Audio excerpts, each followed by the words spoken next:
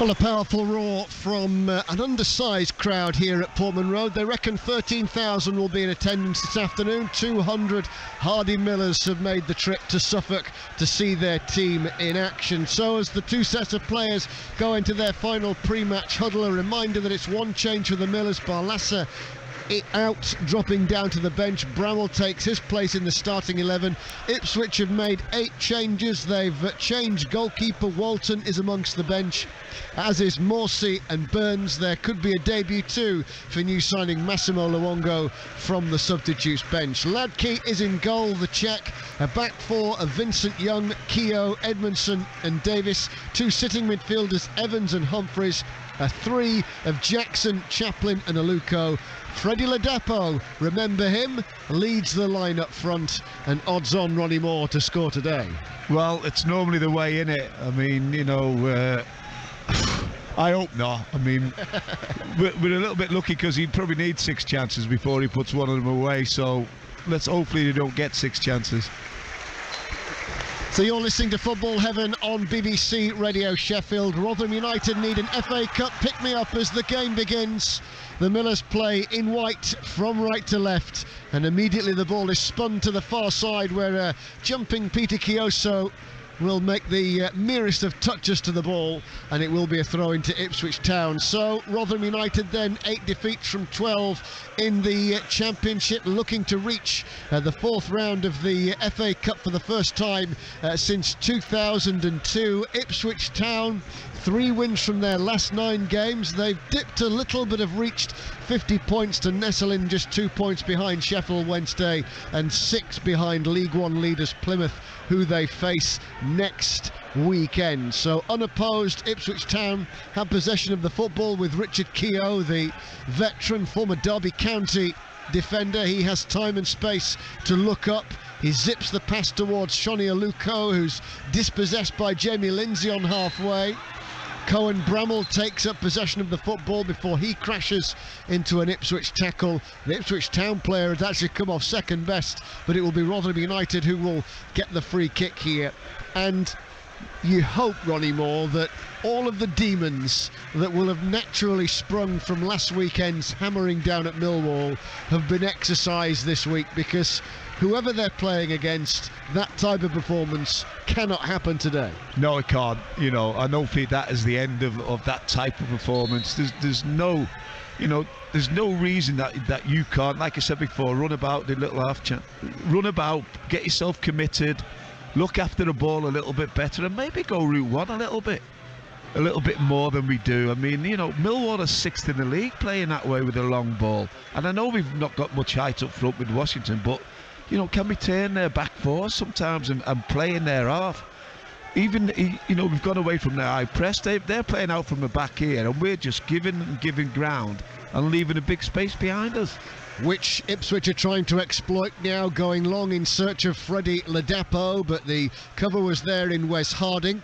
So Ipswich are forced back into their own half. We've had a shade over 2 minutes then here in your FA Cup commentary on digital radio, Freeview and Sounds. 3 FA Cup commentaries for you this afternoon from BBC Radio Sheffield in this match, the match involving Wednesday and Chesterfield. We'll have Wednesday Newcastle later, and a long busting run from Jamie Lindsay leads to nothing down the near side before a scramble out of his goal mouth from Ladke, who stops the ball from going out of play for what would have been a corner to Rotherham United.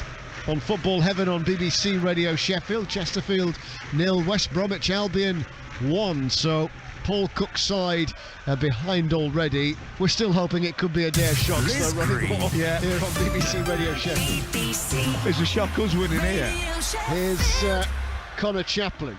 I'll let you answer that question. Yeah. Out it goes to the far side. Ladapo takes on his marker, tries to skin Wes Harding as the ball goes out of play, and Harding, to me, just looked as though he caught his stud in the turf, and with that tweaked his ankle, so he's just hobbling back to the edge of the 6-yard box as the Tractor Boys get a corner at the Sir Alf Ramsey end here in Suffolk. Would it be a shock if Rotherham won here? I think so. We shall see how they get on. So we bring Washington back in there. Look, I mean, he shouldn't be picking up. We got 4 doing nothing there, and Washington's picking up the big lad. So Ipswich have a corner. Bent in low, Chaplin unmarked, and skies the effort left-footed. He had time and space to steady himself, a little bit too much time, but he was leaning backwards and the shot goes high and over. It's a great opportunity, but that corner, how do we get caught out with that? That's been going around for years, where everybody runs to the near post and the ball's played behind him, and he comes from the day and gets a free shot. I mean, he's got to be marked. I mean, we had 4 in the 6-yard box not picking up, so there's zonal marking. The rest were all picked up. I mean, it's awful marking. So you're listening to BBC Radio Sheffield, the home of Toby Foster at breakfast, back on Monday. Crashing onto the head of George Edmondson, restored to the starting 11 today after illness. And Ipswich starting to look ominous here as Caden Jackson breaks into the penalty area, but a little off balance, well to the angle on the right-hand side. Scuffed his shot well away from the goal occupied by Victor Johansson. But look, we're less than 5 minutes in, Ronnie Moore, and Ipswich Town are already in second gear. Yeah, I mean, it's a great ball in, but he's never beaten Bramwell for pace. I mean, Bramwell had him, you know, there's no way from the angle he was at to shoot from there, and he's missed by about 15 yards. So can Rotherham United join Southampton, Preston, Leicester, Reading and Tottenham Hotspur and Manchester United in the 4th round of the FA Cup. The ball is kneed forward there by Harding, never in control of the situation. The ball whizzed past Lindsay. Ipswich Town just forced to retreat towards goalkeeper Hladky, who steadies himself, takes control despite the fact that Connor Washington shot out to close him down here. And Ipswich Town, who are one of the favourites for automatic promotion in League One, are already on the front foot. Edmondson over on the far side, in space with time to begin a counter-attack. Cameron Humphreys, I'm told he is a player of some promise, the youngster. He picks out Chaplin, immediately veers out to the left-hand side, a very busy player, searching cross, and on the stretch, the volleyed effort from Caden Jackson bobbles just wide, but these are worrying signs for Rotherham United. There's a little half chance, you know, Kioso's got to get tighter down that left side there. I mean, you know, they're attacking down our right, their left, and that cross into the box is far too easy, and that's been a problem with us as well this season. We need to get tighter and stop. You know, we're just allowing them to throw the grenade in there. Sooner or later it's going to blow us up, so we've just got to be so tight to make sure that those crosses do not come in our box. So it's football heaven on BBC Radio Sheffield. Don't forget the place where you can talk about football 6 nights a week. And Aluko in the number 10 role, looking to his right-hand side, plays an arcing ball out with some pace in the direction of Caden Jackson. But it's well past him and out of play. Chesterfield 1, West Brom 1. Williams equalising for the Spyrites, so fingers crossed Paul Cook's side can build on that. No goals then here, no goals at Millwall either for your FM offering this afternoon. We'll have commentary of Derby against Barnsley tomorrow lunchtime as Edmondson nods it back from the corner of the penalty area, picked up by Hladky. The change goalkeeper Christian Walton is usually between the sticks for Ipswich, but Hladky has played in the cup competitions this season, so gets the vote today from Kieran McKenna, the young coach for Ipswich Town. Matt Taylor stood on the edge of the technical area here, knowing that his side could really do with a win, given not just recent results but recent performances too, and not really just the match down at Millwall either, but successive away performances in which they've been beaten pretty handsomely by West Brom, Huddersfield and Millwall away from home. Now Millwall look to attack on the near side. Kane Vincent Young dropping his shoulder left then right, pings in the cross, it hits a white shirt and goes behind for a corner. Yeah, I mean, if to come out flying, haven't they? They're home side, obviously, and you expect them to be on top just a little bit, but not as much as this. I mean, they're using the ball well, going down our left and down our right. It was a great little header that Humphreys has just managed to knock out for the corner.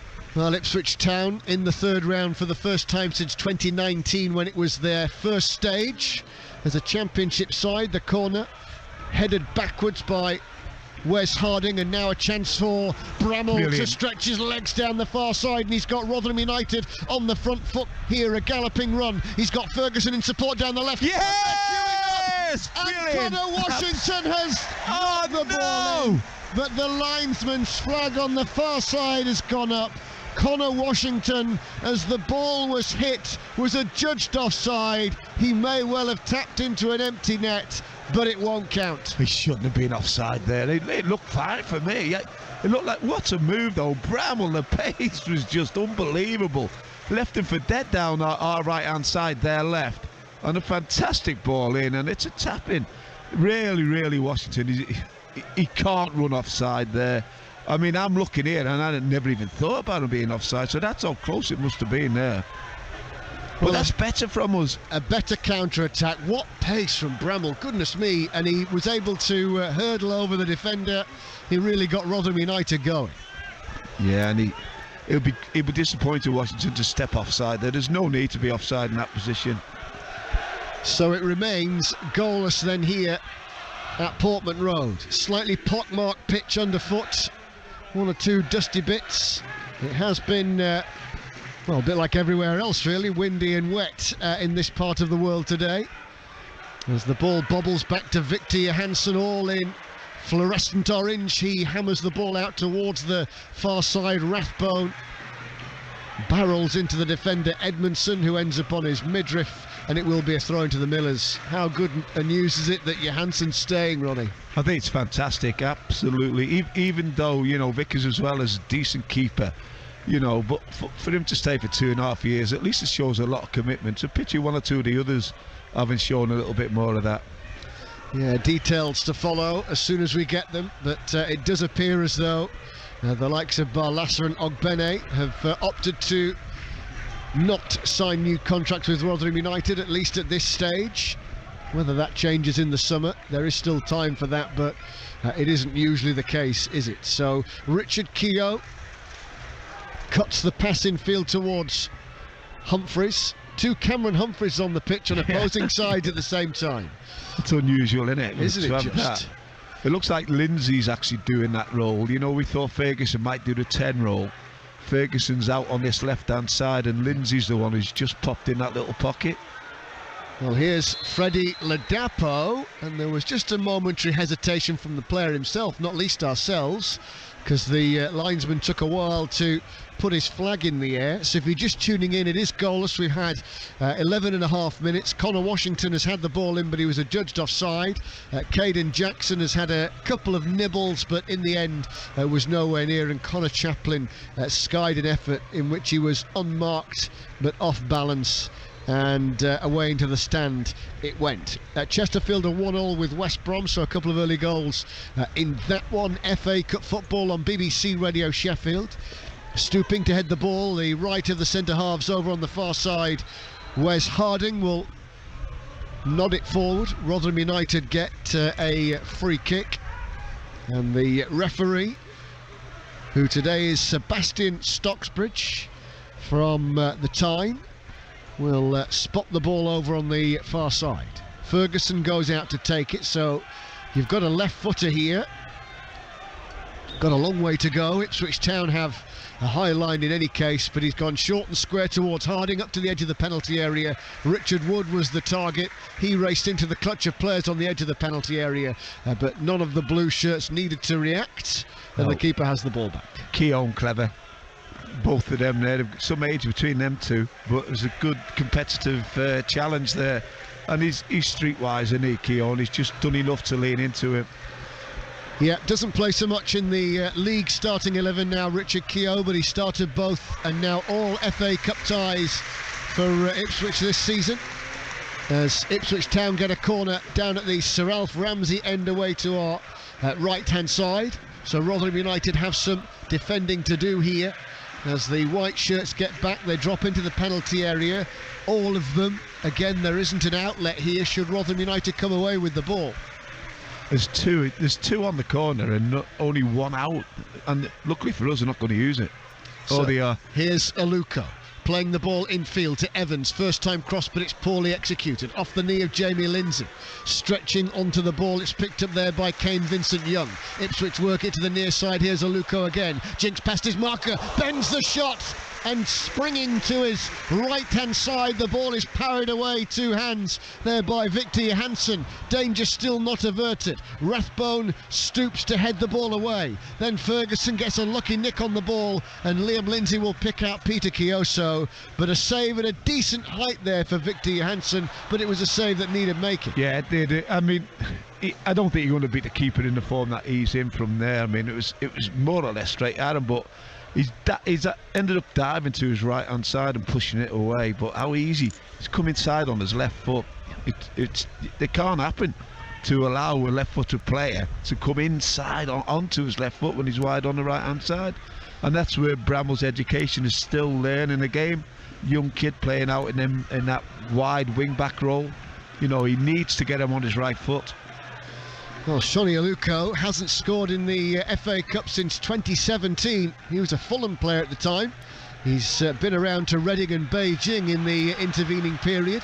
As Kioso shoulder to shoulder with the left full-back Leif Davis, the pair having a real old battle over by the far corner flag. Rotherham United stay on the front foot. A Doffin's cross attacked on the edge of the penalty area by George Edmondson, and Bramall just makes sure the ball goes out of play for a throw-in, and that little passage of play brings Matt Taylor to the edge of the technical area, clapping the efforts of the troops in the 16th minute of the match. It's a chilly, occasionally rainy, always blustery day here in Suffolk,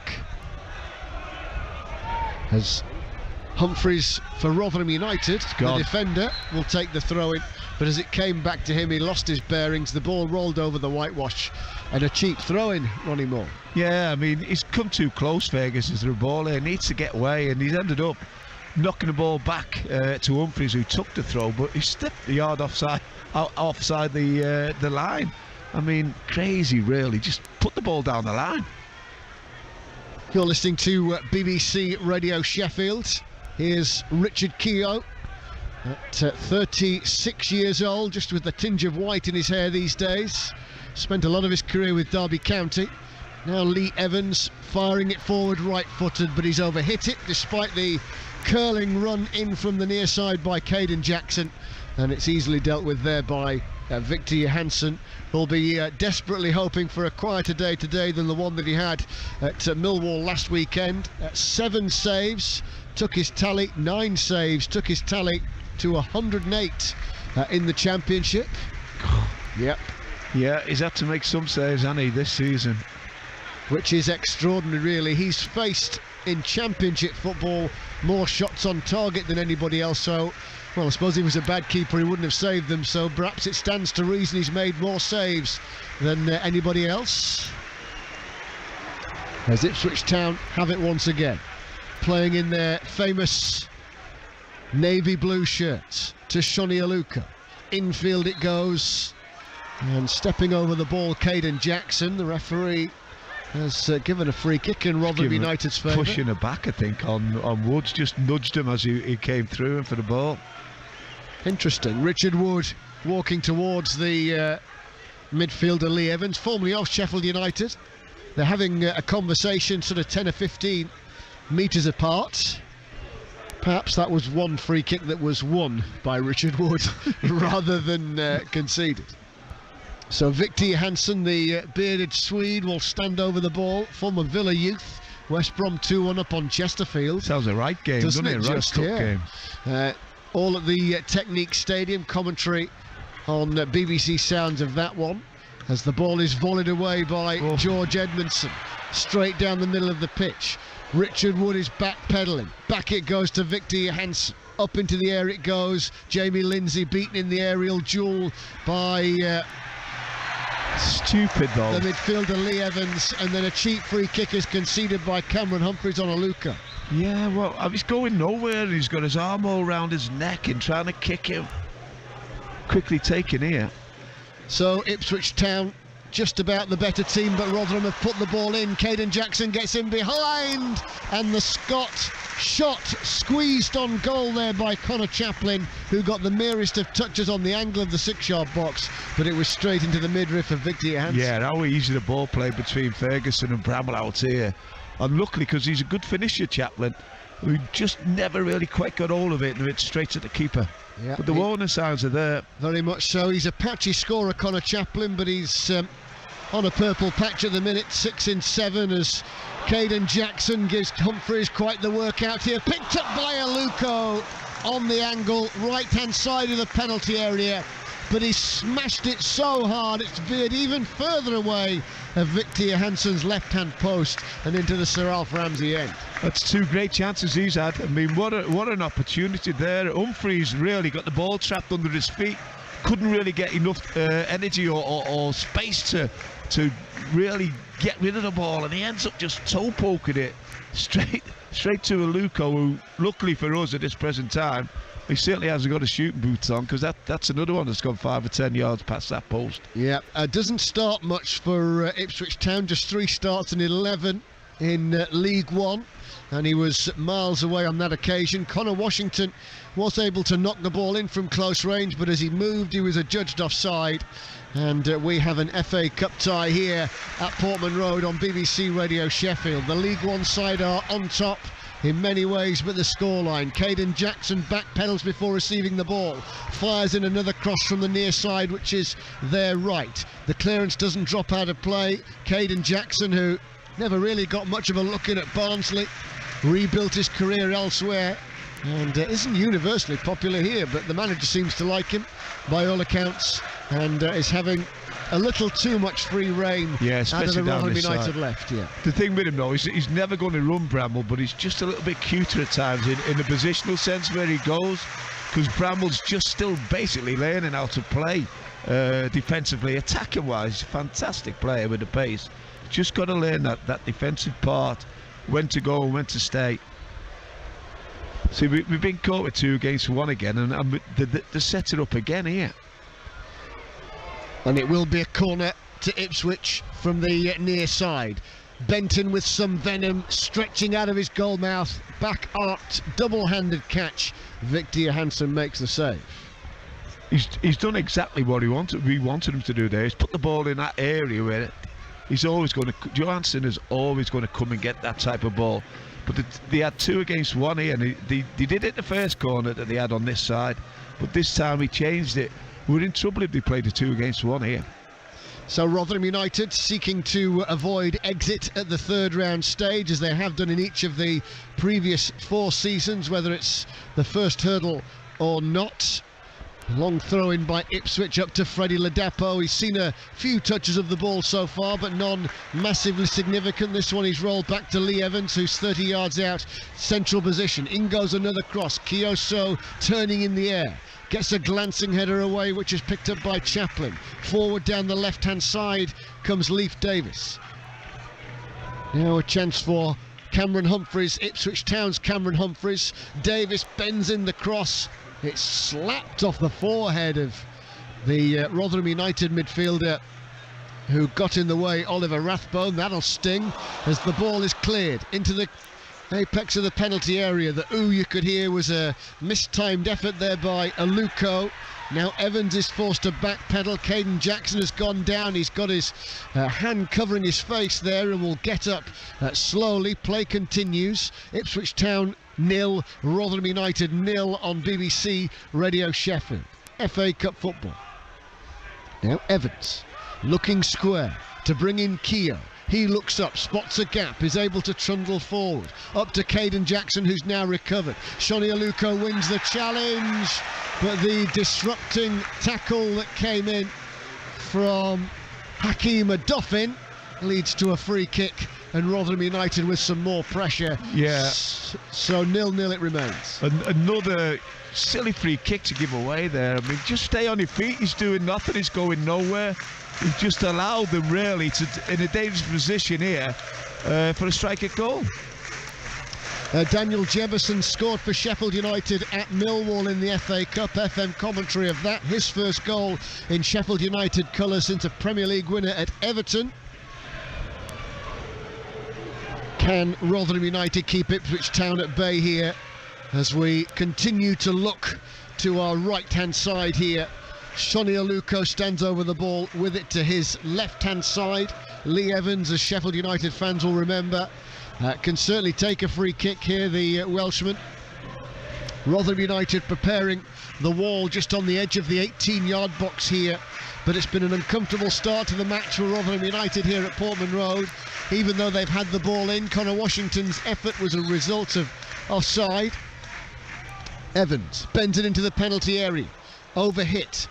Can Rotherham United clear? A Dauphin gets a touch to the loose ball with a header. Offside. And the linesman is eventually spotted by the referee Sebastian Stockbridge, and Rotherham United will get a free kick. What can Rotherham United do here to at least have the football 15-20 yards further up the pitch a bit more often? Yeah, we need to keep it, don't we? I mean, you know, we can't get on it. Every time we've got the ball, we've either give it away. You've just got to have the confidence. It's just like, you know, we're lacking in a little bit of confidence, as you are when you're not winning the games. You know, we're not winning as many games as we should do. But we need to keep the ball. I mean, we kept the ball so well for the offside goal, if you like. It'd be interesting to see that again, because it was a fantastic run by Bramall. But we need to do that more. Keep the ball more. At least we're trying to change. If it's not short, it's going long. But the long balls are going into good areas, channel balls rather than straight down the centre half's head. But we need to do more of it, in possession and out of possession. Thoughts of our expert summariser Ronnie Moore here at Portman Road, a proper football stadium. You make your way in here, you see the sepia black and white photographs of days gone by, days in which Bobby Robson led the team to FA Cup glory in the late 70s, and of course Sir Alf Ramsey, of course, in Europe too as well. It ain't that long ago, well I suppose it is really, when George Burley led this team into the Premier League. Now Rotherham United attack here with Kioso, tried to get the early ball up towards Washington on the apex of the penalty area, but it was well read. Here's Washington again. It was into a crowd onto the edge of the penalty area. Lindsay's done ever so well there. The ref's not seeing it, it's blindside of him, but he's actually handballed it and pushed it to Washington. That's a great ball. Right through the corridor of uncertainty, it bobbled into the 6-yard box. Ladkey felt that he didn't have a save to make, but there was nobody further forward, 6 or 7 yards away, the nearest Miller's player. But yes, what a cross. I mean, Kioso, what a ball. We've got 4 in the box there. One of them's got to get on that front foot.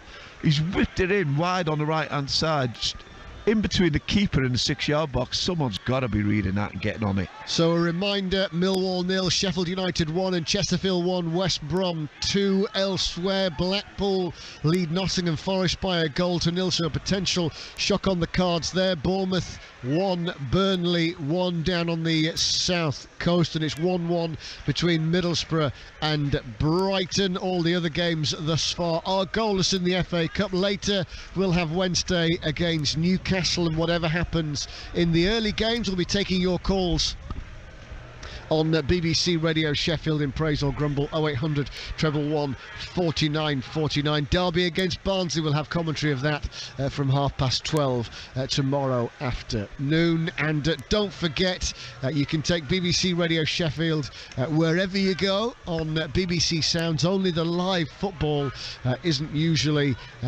going through BBC Sounds, but we can today with some of the games because it's in the FA Cup, just not the league action. So Rotherham United have the ball with a throw-in over on the far side. Wes Harding comes forward to take it. Made his Birmingham debut in the FA Cup against West Ham. Started all games in the Championship this season. Lee Evans pirouettes to clear the ball, but he scuffed it, and then Ferguson shoots, which leads to a bobbling effort that skidded along the surface. Connor Washington 10 yards further in front of him couldn't get a deflection to the ball, and dropping down to his left to make the save, Hladky dealt with it. Yeah, never quite got hold of it, Ferguson, but he's capable of striking that. What's 25 yards out, something like that. And Washington was so unlucky, he stuck his foot out. He gets a little deflection on it. Anything could have happened. Twice an FA Cup quarter-finalist with Millwall's Shane Ferguson. On one of those occasions they were thumped 6-0 by Spurs, but they got there. Football Heaven on BBC Radio Sheffield then. Yeah, so Rotherham United looking to get through to the fourth round for the first time since Ronnie Moore's Rotherham beat Southampton.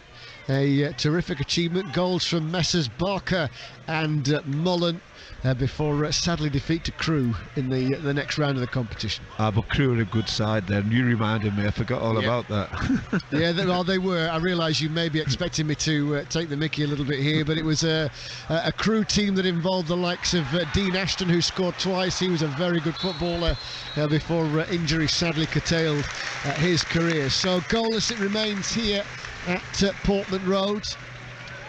Kieran McKenna, the manager of Ipswich Town, in his short dark grey overcoat, strides up to the edge of the technical area. Succeeded Paul Cook here, whose Spireites are 2-1 down at home to West Brom right now in the FA Cup. But Ipswich Town have by and large had the better of it here. Richard Keogh puts his foot on the ball unopposed. He'll lift it high towards the far side where the defender Leif Davis is forward. The loose header is picked up by the supporting Cameron Humphreys. Into the box it goes, out to Chaplin, whose volleyed effort left-footed brings the best out of Victor Johansson, who will have only seen it late, but the Swedish goalkeeper was able to get two hands behind the ball and parry it away to his left. Fantastic save, absolute. What a strike though. I mean, on little bit on the arc volley, but it's come from a brilliant defensive header by Woods. He's got just in front of the lad. Great header to the edge of the box. And it's come from nowhere, that shot, but what a save. So it may well have been a spectacular goal, but it's a corner to Ipswich Town, who will bend the ball in through Davis. Goalmouth scramble, Richard Wood, the ball cannons off his forehead, still not cleared. Ollie Rathbone brings it clear of the 6-yard box before he will whisk the ball quickly towards halfway. And Connor Washington did his best to try and lever the defender out of the way, but it's gone out of play just in front of Matt Taylor, who is going for a third win in a row against Ipswich Town. So if Matt Taylor's looking for some kind of omen, then he's overseen Exeter wins against Ipswich in the League Cup and the Football League Trophy. 3 for 3 wouldn't do him any harm at all. No, we'd take that now. It remains 0-0 in the 32nd minute of the match. We're growing into the game a little bit, you know. They're not on top as much as they have been. You know, I was just a little bit fearful early on. But if we can get hold of the ball, keep the ball a little bit better, then there's something here for us. So Ipswich currently have it through Kia. Rolled along the deck to Aluko. Humphreys is at the back of Aluko, but he's able to wriggle clear of the defender and work it towards George Edmondson, former Oldham defender. Scored Europa League goals for Glasgow Rangers, and now it's worked down the far side for Cameron Humphreys of Ipswich, but a slip-sliding Peter Chioso gets back, takes the ball away from Leif Davis, and out of play it goes for an Ipswich Town throw. 33rd minute of the match here, and Davis goes out to take it. Born in Newcastle, came out of the Leeds United Academy. And they're just taking a moment here, are Ipswich Town, who are goalless with Rotherham United. Referee Seb Stocksbridge. Petty, isn't he, there? I mean, the ball's gone out just by the corner post. He wanted to take it 4 yards away from it. It's crazy. Pedantic. Delaying matters. There's a lot of shuffling around there. Then the throw-in goes into the box. Unchallenged, the header is away by Wes Harding, and then it's smacked away by Rathbone into the feet of Washington, who evades one challenge. Rathbone is there supporting with a run in midfield. Always just about on the cusp of keeping control of the ball. He gets it back to Wood, and then Humphreys barrels forward but loses possession. That was daft. He wasn't going anywhere. Now Cameron Humphreys for Ipswich, up to the corner of the penalty area here. Ladapo drops his shoulder, turns Richard Wood, lays it back. The support is there. In goes the cross into the penalty area from Kane Vincent-Young. Cleared away by Rotherham United. Richard Keogh picks up the ball and feeds it into the centre circle, where George Edmondson gets it back for the Tractor Boys. Here's Cameron Humphreys for the home side. Now Edmondson once again. If you're Matt Taylor and you're watching Cameron Humphreys going walkabout up the middle of the pitch and just essentially concede possession to the first challenge that comes your way, you're annoyed. Well, you are annoyed because he had so many options on, and in the end he couldn't make his mind up fast enough. You know, he's come out with the ball. He could have gone to Bramall, he could have gone up to Ferguson, and by the time he's tried to make his mind up, he's lost it, and straight down our throats. He's like 15 yards inside our half where he's losing it when he's coming out. It's got to be better than that. Make your mind up quickly, and if you're in doubt, just put it in the corner here. In the end, no damage done, but Victor Johansson will swipe the goal kick high down the middle of the pitch from right to left on BBC Radio Sheffield. Wednesday, Newcastle to follow all of the 3 o'clock games. The Blades a goal up, Chesterfield 2-1 down. Goalless here between Ipswich Town and Rotherham United, and Victor Johansson has been busy. Rotherham United fans will be aware of that. Great news that he's signed that contract until 2025. If nothing else, it's some kind of protection for Rotherham United should other clubs come calling for the Swede, whether in this transfer window or the next. Here, Keogh into Aluko, pushes the pass forward, wide it comes to the youngster Kane Vincent-Young. In goes the cross, Ladapo leaning backwards, gets a nudge to the ball only, and scrambling out of his goal mouth, Victor Johansson takes charge of the situation. But the idea, as you were talking about earlier, Ronnie, of having too much time and space and getting too much joy down the near side, which is their right, still going on. Yeah, there is. I mean, Bramall, like I say, he's took round too far. He needs to be out touch tight on this side. And the ball was a decent ball in, and if Ladapo's touch had been anything like, I mean, we were in trouble.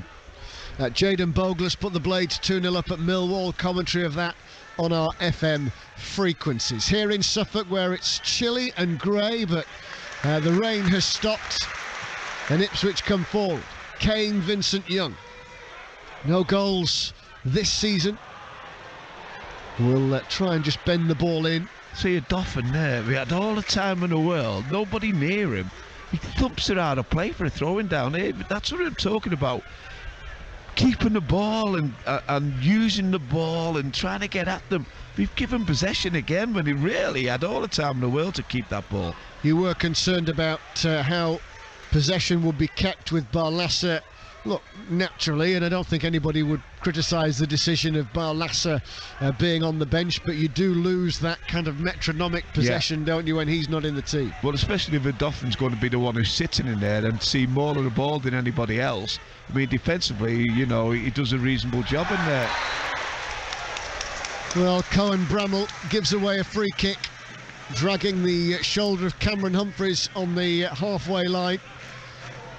It was easy enough to spot in any case, but as he did it in front of the Ipswich Town dugout, there was never in any danger he was going to get away with it. Keogh then, the former Derby County man.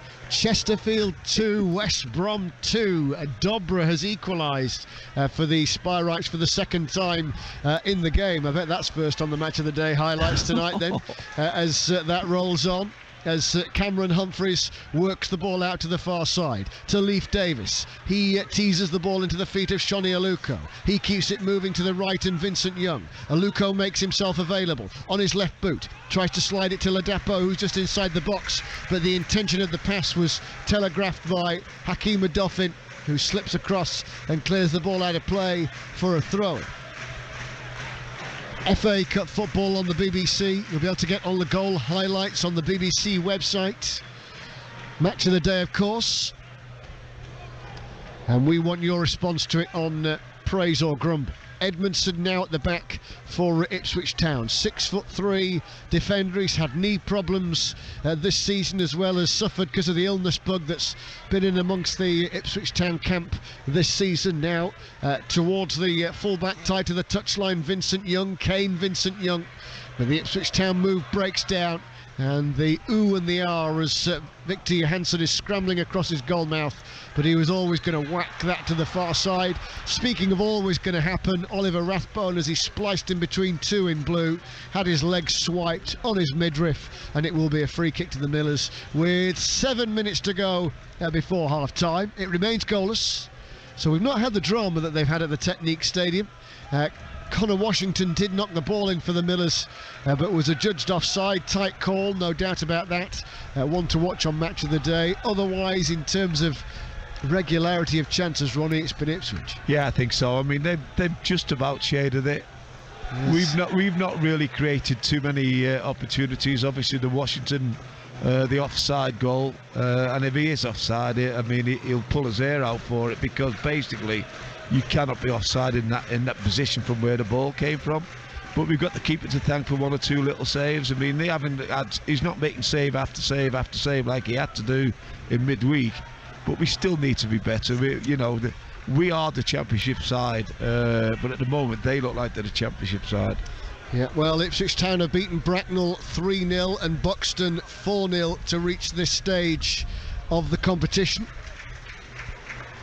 And it remains goalless between Ipswich and Rotherham United. They have a throw-in over on the far side. Leif Davis will take it. Cameron Humphreys, the 19-year-old, will receive the ball. Now Keogh will carry the ball up towards halfway. Taken off his balance by a swinging arm from Connor Washington. He looked to the stars in frustration there, but it is a foul, isn't it? It is a foul, yeah. You know, he's run all that way there, 30, 40 yards to try and stop him getting out, and in the end he just gives them the free kick. Keogh once again has it. Shuffles across halfway, lays it forward looking for Ladapo. The interception comes from Wes Harding, then Ladapo wins it back, then the shot, which took a deflection and is saved by Victor Johansson. Came in from Caden Jackson. He was in a central position, he hit it low, he had to react quickly, but so too did the keeper, and danger averted. Yeah, I mean, it's a half-decent strike, but luckily for us, it's straight. I mean, it's got a little deflection, it could have gone anywhere, to be fair. But as he's driven it, I mean, it stayed on course, and luckily for us, went straight down Johansson's throat, really. So, Victor Johansson, this is only his second FA Cup appearance. His first in the Millers win at Bromley last season. Here's Ladke, the Czech goalkeeper for Ipswich. Christian Walton, usually the number one. 8 changes made by Ipswich prior to the game today, but they've still been able to put out a strong-looking side. And for any Sheffield Wednesday fans listening to us now wondering if Massimo Luongo is playing, well, he might do.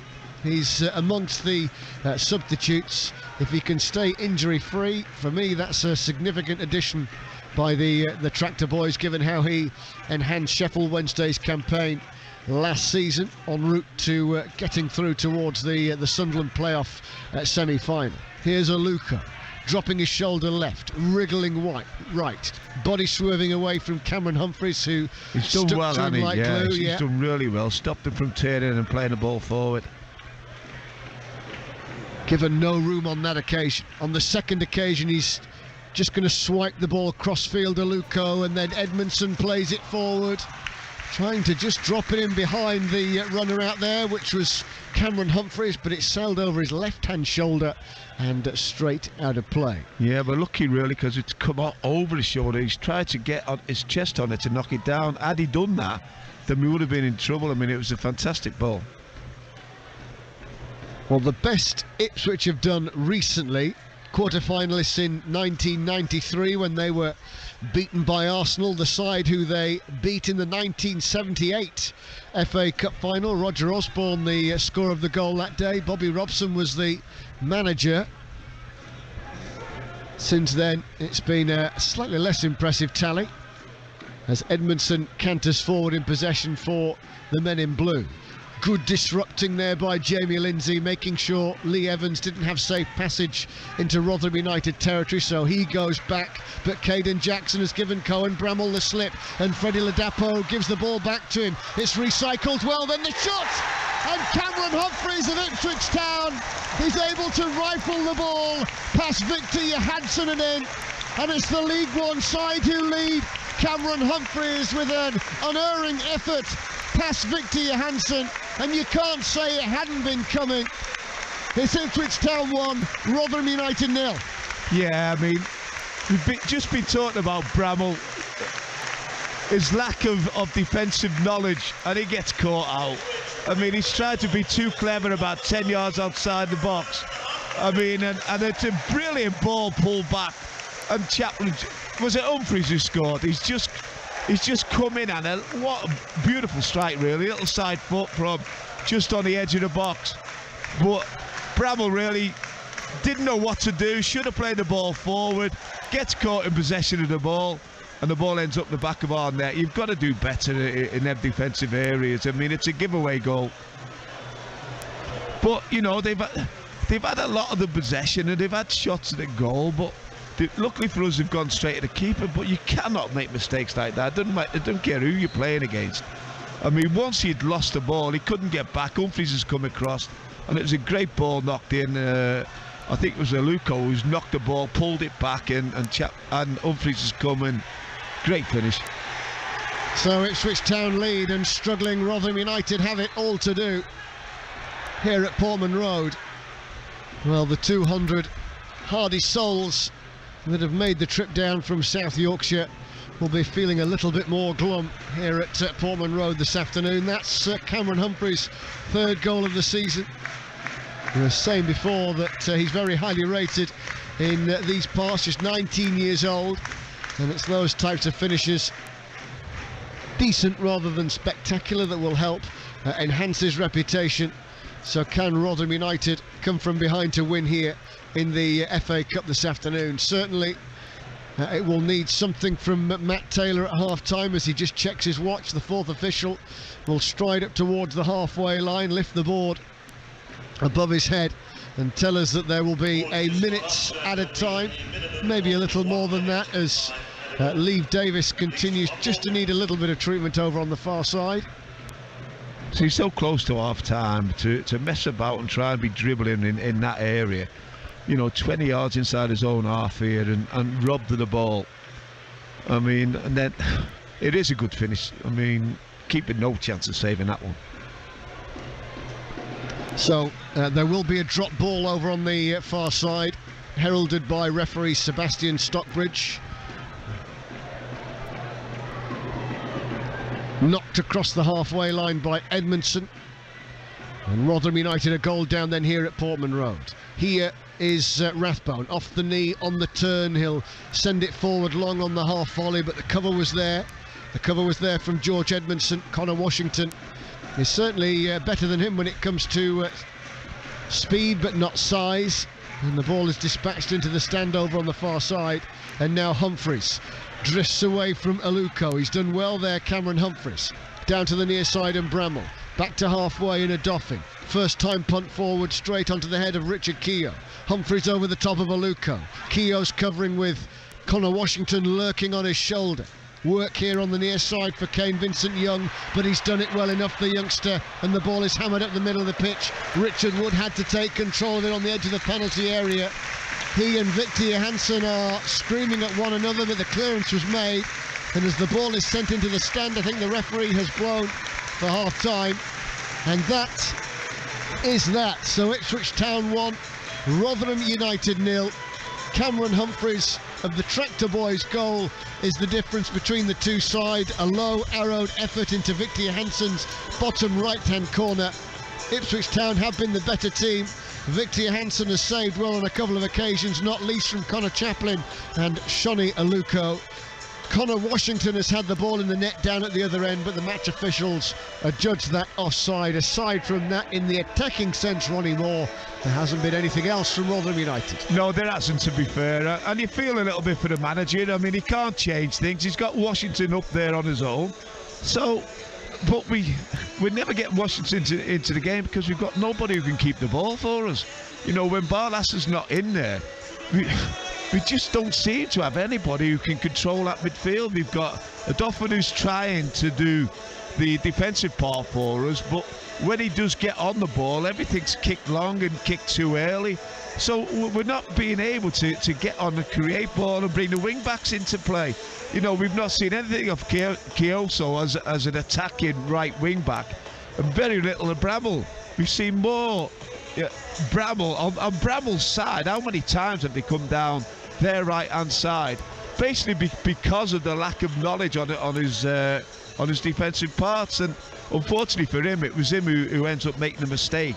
We're trying to be too clever in the wrong area, you know, when to play and when to put the ball out of play or to get their defence turn.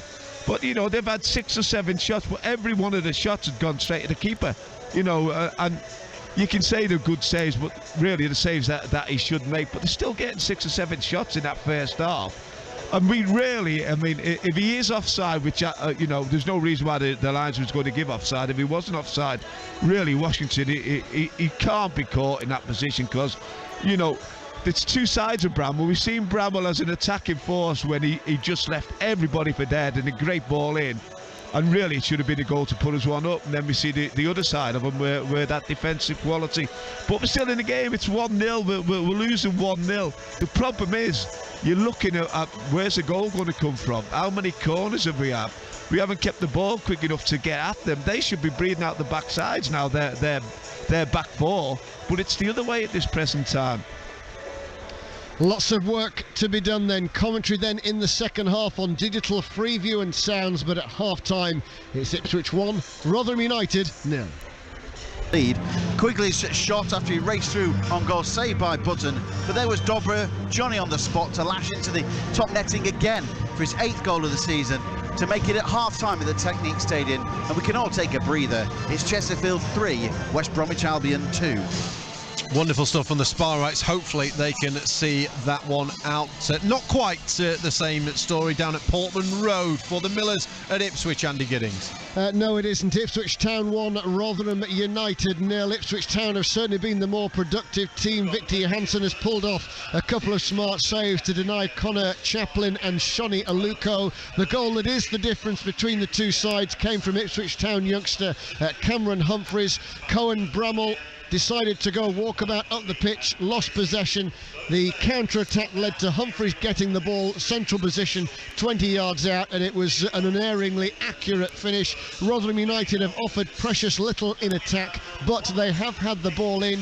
The ball was knocked in by Connor Washington. It was a glorious ball into the box from Cohen Bramall, but the match officials adjudged that it was offside. But ultimately, Ronnie Moore, it's been a low-key performance from the Millers. Yeah, it's not been a good performance. You know, it's a little bit of an improvement from the other day, but not good enough. We haven't kept the ball long enough. When you consider, you know, we're the championship side here, it's surprising how you miss one guy in it. I mean, Barlas is sat on the bench. For me, he's got to come on second half. You know, you've got to bring him on, you've got to get him on the ball, and we've got to get the ball out to the wide lads. Otherwise, we're never going to score a goal at this level. I mean, the keeper's only had a save, has he, to make? We did have the ball in the net, and it was a great run from Bramall. That you know, he's gone 60-70 yards down there left-hand side, and he's whipped a great ball in, and I honestly thought it was a goal. I mean, I never even thought about offside, but Washington looks like he's just stepped forward just a little bit too early, taps it in the back of the net, and the linesman's disallowed it, but it's a long way back for us at the moment. Isn't it just plenty of work to be done then? Half-time then here at Portman Road, Ipswich 1, Rotherham United 0. We've also got League 2 action today. League leaders Leyton Orient against Doncaster, half-time at Brisbane Road for Matt Messiano. Leyton Orient 0, Doncaster Rovers 0 here at Brisbane Road, and it's been one of those 0-0s where there's not really a lot to report about. Probably the best opportunity for Doncaster Rovers came in the 18th minute. The goalkeeper for Leyton Orient, Lawrence Vigoro, gave the ball straight away to Kyle Hurst, but he couldn't take the opportunity despite the goal gaping. Leyton Orient, they've lost the 2 first choice centre-backs, and they've been struggling a bit at the back. They had one good shot from Archibald, who's probably been the key player in this one, but it's really anyone's game. Half-time, Leyton Orient 0, Doncaster Rovers 0. Yeah, be a good point for Rovers that after a couple of good wins recently just across the capital here from the Den. Let's round up the other scores so far today. The early kickoffs in the FA Cup saw Southampton win 2-1 at Palace, Leicester win 1-0 at Gillingham, Preston beat Huddersfield 3-1, Reading beat Watford 2-0 and Tottenham beat Portsmouth 1-0. The Forest Green Birmingham game was postponed due to a waterlogged pitch. At half-times these, Blackpool 1, Forest 0, Boreham Wood 0, Accrington 1, Bournemouth 1, Burnley 3.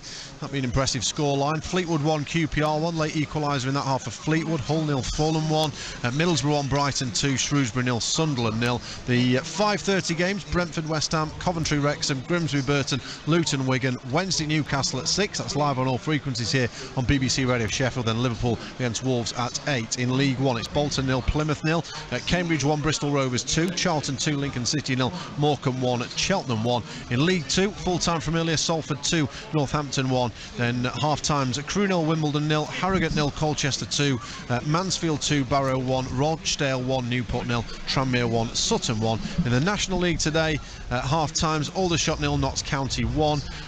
Match postponed between Altrincham and Bromley due to cup commitments. Barnet 0, Gateshead 0, Dagenham and Redbridge 0, Woking 2, Dorking 1, Oldham 2, Scunthorpe 1, Maidenhead United 0, Southend 1, Solihull Moors 0, Torquay 0, Halifax 0, Wealdstone 1, Eastleigh 1 and York 3, Maidstone United 1. So we'll be back with live commentary of the Millers and the Spyrites and the Blades very shortly, but for now let's turn our attention to basketball. And the Sheffield Sharks announced the signing of shooting guard Deville Ramsey this week. The American joins the Sharks from Stockton Kings, who play in the NBA G League. We had Mike Tuck and head coach Atiba Lyons on Sport Heaven the other night. Here's what Ramsey will bring to his new side, according to his new boss. Deville Ramsey is a very exciting player. Really happy to have him come on board.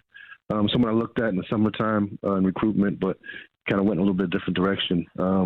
He's played at a high level. He's come out of a good Division I school where he was one of the key components to making it far in the postseason. And he's more of a very fast, electric kind of player, explosive speed, more of a kind of set up the plays and instrumental in kind of conducting the offense, but also can score the ball. So I think it's a component we've kind of been missing. Hopefully to make other players around us kind of improve their game a little bit. So, yeah, it's exciting. Atiba, how do you go about bringing players in, when you're sort of scouting these players? How do you sort of uncover the signings that you want to make? What is that process like when you're bringing players into Sheffield? Well, it's a few different ways. A lot of times, you have the agent route when you have a network of people you speak to that are in America predominantly. And they have their different clients, and you speak to them, and you watch film, and you speak to coaches, you do the kind of due diligence. There's also, you go into, again, usually America, to different camps and scout players live in person where they play some games that are kind of made up just for recruitment and, try to find the best talent. So it's a combination of those, really. Mike, what is it like, when players come to Sheffield for the first time, having done that yourself, what is that process like? Yeah, I mean, it's always an exciting time because, you get a new player coming in and the guys want to see what he's like. And it's all, coming in at the beginning of the season is much different than coming in mid-season, right? So this guy's coming into a situation where a team's already established. So I guess throughout my years at the Sharks as being captain, I was always kind of took it on my shoulders to kind of integrate them and make them feel comfortable and get them in. And I think, you want them to be successful and hit the ground running. So it's all about integrating them into the systems that the club runs as quickly as possible, making sure that they know the plays. And then after that, it's about them figuring out their role within the team and the other guys' role around that player. Atiba, obviously Deville has come in and a couple of players moved out in December, didn't they? Is there another player set to come in soon? Yeah, there'll be one soon. No one kind of signed up yet, so when I do finally finalize a new player, I will release it. But yeah, there'll be one more addition.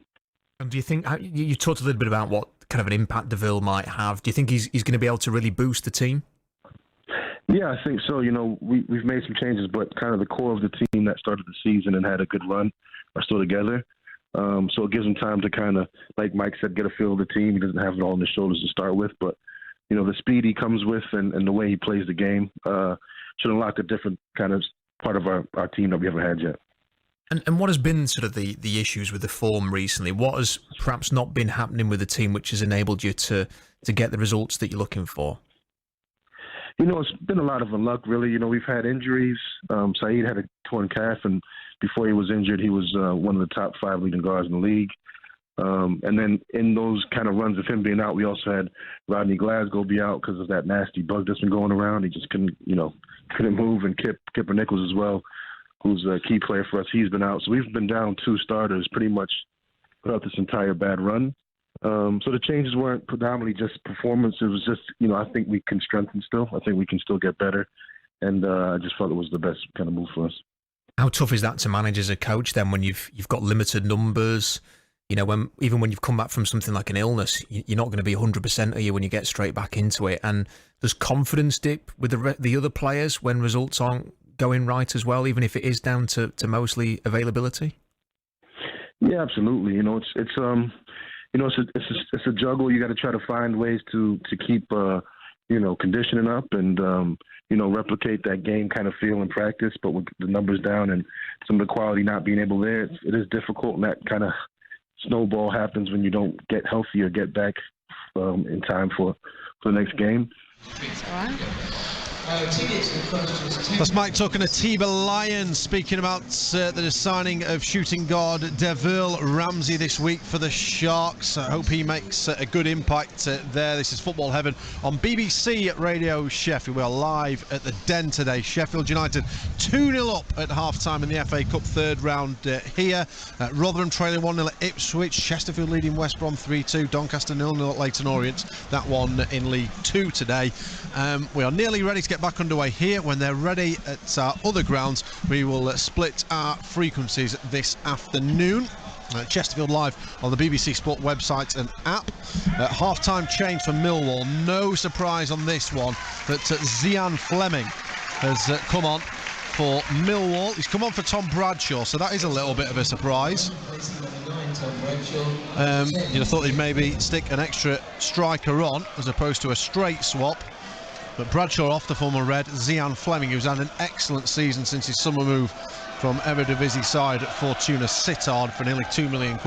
10 goals for him this year. He is on at half-time. At the Blades, underway now. First half goals from Daniel Jebison.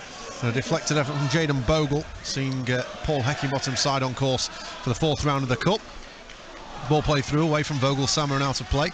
Give you the 2 lineups very shortly. Of course, we'll keep you posted on the other games in the FA Cup this afternoon. Blades defender Ellie Wilson with us this afternoon. You'd hope, Ellie, if Sheffield United can find a goal in this first bit of the second half, they can kind of manage the game out from there. Yeah, you'd like to think they'd be able to wrap it up. As I said, after the first half, there wasn't many threats from Millwall, I don't think. Adam Davies in net wasn't really tested too much. And it's been a pretty convincing performance from Sheffield United so far. Here's Basham from halfway. One of 6 changes made today. If you want to stick here for this one, it's on FM frequencies. If you want Ipswich at Rotherham, they're now ready to go with Ronnie Moore and Andy Giddings on digital radio Freeview and on BBC Sounds. Adam, thank you. Welcome back to Portman Road. Then the Ipswich Town players shoot out from underneath the blue Perspex tunnel away to our left-hand side, leading by a goal to nil. The goal by the man with the number 30 on his back, the young player, 19-year-old Cameron Humphreys. A finish, a direct effort from just outside of the penalty area, 20 yards out, but it came after some sloppy play by Cohen Bramall, who was involved in the Millers' best attack. An attack down the far side, which is the Millers' right-hand side. Bramall's cross into the penalty area was nudged home by Connor Washington, but he was offside. Victor Johansson has made a couple of smart saves in the match to deny Shoni Aluko and Connor Chaplin. The League One side, Ronnie Moore, deserve the lead. Yeah, I think so. Just on their attacking prowess, really. You look at it's 2, 4, 5, probably 6 shots at the keeper. Keeper's made 5 saves in the first half there, but they're all being straight at him. But even so, they shouldn't be getting as many chances as that when you consider. I mean, Ipswich are out now. They're on the pitch, really rearing to go, and they are. We've just come out now. Hopefully, Matt's had a right pop at him just to try and shake him up and get him going. And I honestly thought that he might change it at half time, and I don't know what the Barlasser situation is, whether he's carrying a little knock or what, but if he's on the bench, he'll leave himself wide open for criticism if we don't use him. Same with Benny, but it looks like he's not going to change it at all. We shall see how that develops, because we were looking at the substitutes going through the half-time drills, and neither Barlasser or Ogbene were there. Yeah, and I just thought that that's a good sign for us. But at the moment, I don't know, is he going to wait 15 minutes and then try and change it? There certainly doesn't look like there's any change. Well, there's not. There isn't, no. So it is football heaven on BBC Radio Sheffield. It's Ipswich Town through Connor Chaplin, the former Barnsley man, who stand over the ball. The Millers stretching in anticipation of a big second half. Will play from left to right as we look towards the Sir Alf Ramsey end here at Portman Road. Rotherham United need to give themselves some kind of leg up here. Second best to League One Ipswich. The league ladder suggests that there are 6 places between them, so not a great deal. But one are very much in form and one aren't. And Connor Washington's gone out for a penalty. What a start. What a start to the second half for Rotherham United. The defender got himself in all sorts of a tangle, and Connor Washington inside the penalty area was upended. So the Millers from the spot have the perfect opportunity to get back on terms. Well, he couldn't ask for a better start, because it looked at one stage as if he was going to stay on his feet there, but he's just caught him, and I thought, yeah, he's got to go down there, he's got to give the pen. And it's Washington to take it as well. But could be a great start for us. He's still got to put it in the back of the net. Well, Rotherham United in desperate form in the Championship, and a goal down at Ipswich Town in the FA Cup. They need this. Connor Washington spots the ball on the penalty spot, 12 yards just in front of Vaclav Ladke in the Ipswich Town goal. Those in the Sir Alf Ramsey end trying to distract Connor Washington, who, as cool as you like, sends the goalkeeper diving to the right. The ball goes to his left and it nestles perfectly in the bottom left-hand corner. Is that the spark that Rotherham United need? All square at Portman Road. Ipswich 1, Rotherham United 1. Yeah, I think so. I mean, great finish, absolutely. Sent the keeper the wrong way, a little side foot to the keeper's left. I mean, hopefully this is now the start that's going to kick us on. So the game restarts with Rotherham United playing from left to right. Victor Johansson in goal, Harding, Wood and Humphreys at the back. The midfield comprising of Kioso, Lindsay, Rathbone, Odoffin and Bramall. Ferguson just off Washington. No changes made by Ipswich either. Ladke, who's just been beaten from the penalty spot. Vincent Young, Keogh, Edmondson and Davis. Evans and Humphreys, who scored for Ipswich in midfield. Jackson, Chaplin, Aluko and Ladapo. And now all of a sudden, with Rotherham United pressing, look at the high press, about time, innit? Look at that. And they've given the ball away. And then he's given away. Harding, what's he doing there? But great press, put him bang under pressure. And that's the high press we've been wanting to see 3 or 4 weeks ago. So 1-1. On Football Heaven on BBC Radio Sheffield. If you're just tuning in, Chesterfield are 3-2 up on West Brom. The Blades 2-0 up on Millwall over at the Den. And here is Victor Johansson, Rotherham United's most useful player in the first half. Can Rotherham United build on this against Ipswich Town, who come into this game in decent form in League One, handily placed in the table? Lincoln are the only side to win in the league here at Portman Road this season. Barnsley are one of a handful of teams who've taken points off the Tractor Boys in their own backyard. But now it's all about the FA Cup and a place in the 4th round for Rotherham United for the first time since 2002. Ladke, all in dark green on the edge of his 18-yard box. The goalkeeper will smack the ball out towards the far side. Shoni Aluko has it now for Ipswich Town. Creator, instigator, agitator in the first half. Brought the best out of Johansson on one occasion. as the goal scorer Matthews takes control of the ball in his white boots. Back it comes to Edmondson. Edmondson has time and space with Rotherham United sitting off him just to stumble into Rotherham United's half of the pitch. Humphreys then works it forward for Ipswich. Rathbone will get the clearance. It rolls off his chest.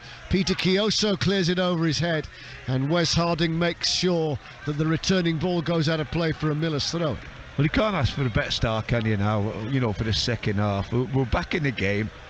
We've got to just relax a little bit more, enjoy the ball a little bit more. And the goals come from a little help on. I think it was Lindsay who's just played the ball over the top of the first centre half and put Keown in all sorts of trouble. And that's another way of winning games, putting the ball in the right area and put them under pressure. There's no pace at all at the back of this team. And Rotherham United are certainly a side that has that. Has the headed clearance out of play from Leif Davis. Rotherham United just trying to build a flat platform here for which to get their second goal of the match. Here, Harding stutters and then loops the ball forward. It's come through towards Connor Washington on the edge of the penalty area. Chioso's first time ball into the box, but Jamie Lindsay, who was furthest forward, wasn't actually looking, and it's cleared away. Now Cameron Humphreys, wide to Bramall, takes control just in front of 200 Miller supporters, takes on two in blue, cuts him past the first challenge, can't get away from the second, and it's brought clear by Vincent Young.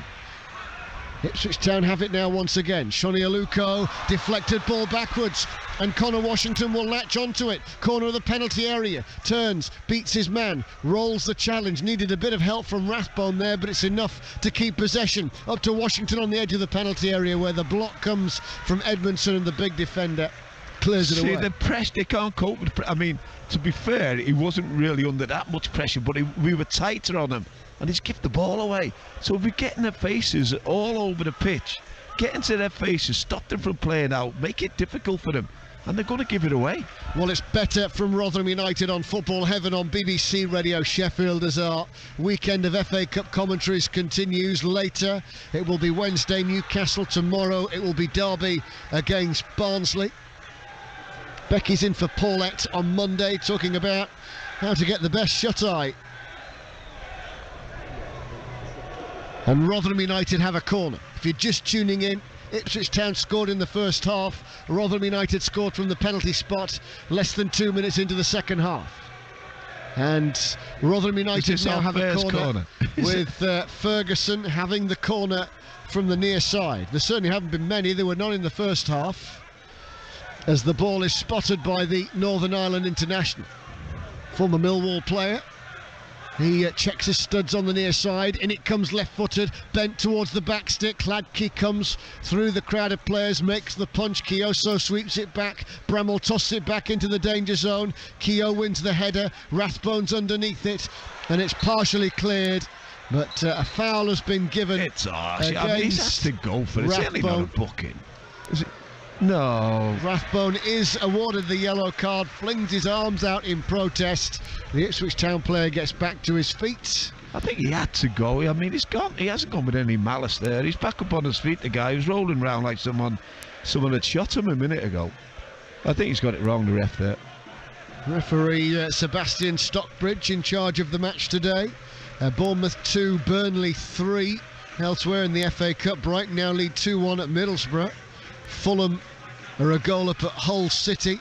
Blackpool still lead Nottingham Forest by a goal to nil. Praise or grumble after all of the matches this afternoon. Incidentally, in League One today, Bolton 0, Plymouth 0 for any Wednesday fans listening in. Bolton might be able to do the chasing pack a favour. Plymouth come to Ipswich next weekend. So here, Ipswich Town in blue have it. Keogh will come forward. The experienced defender hits it long, and Ladapo off the chest. Well, no flag came. In the end, none were needed. Freddie Ladapo was in behind the Rotherham United defence, but as the ball bounced on his chest, he lost his footing. With that, the ball, which has been gathered up by Victor Johansson. Well, I think that sums up Ladapo, doesn't it? I mean, it's a great pass from I think it's Keogh, straight over, and he's got in. He just looked half a yard offside from where we were sat here. And luckily for us, his feet is given away and it's come off his chest, and the keeper was able to save. Well, it's a clear, ultimately chilly day here in Suffolk. Harding underneath the header, loses the ball. Ladapo wins it back. Despite attempting to disrupt proceedings, Lindsay can't get the ball back for Rotherham United. And now it's with Vincent Young down the far side. Rolled on there towards Jackson. Jackson shielding the ball away from Cohen Bramall. And as the ball is bent in, it clipped off Bramall's shin and looped up behind for a corner kick. Better defending though, he's got much tighter there, didn't allow him to cross the ball into the box. It's, you know, he's just got to learn that. You've got to be tight and stop the ball coming in. And they're looking for it. It's come off him. It's gone out for the corner. Now we've just got to be careful that we pick up. Ipswich corner, 1-1 the scoreline, and it zipped in. And it was caught very easily by Victor Johansson, who with a overarm ball immediately gets Rotherham United onto the front foot right up towards halfway. And now Connor Washington, who dispatched the equalising penalty. Connor Washington goes cross-field, brought down well by Rathbone, but as soon as he brought it under control, he was set upon by Ipswich Town, and now the counter-attack is on, but the covering defender is Cameron Humphreys. Here's Cameron Humphreys for Ipswich, who got the goal. Wide it goes to Caden Jackson, but Cameron Humphreys of Rotherham United stood on the corner of his technical area, of the penalty area, clears it away. Humphreys and Humphreys. But what a run from Rathbone there. I mean, he was so unlucky. I mean, Washington's played a great diagonal ball. He's tried to get in support, but his touch was awful, really. Leif Davis off the chest on the left, draws the challenge of Kioso, who concedes the throw-in. At the Sir Bobby Robson end here at Portman Road. A little sandy, a little muddy underfoot now in certain parts of the pitch as it cuts up here with the cold weather. Humphreys. The ball is recycled back to Humphreys.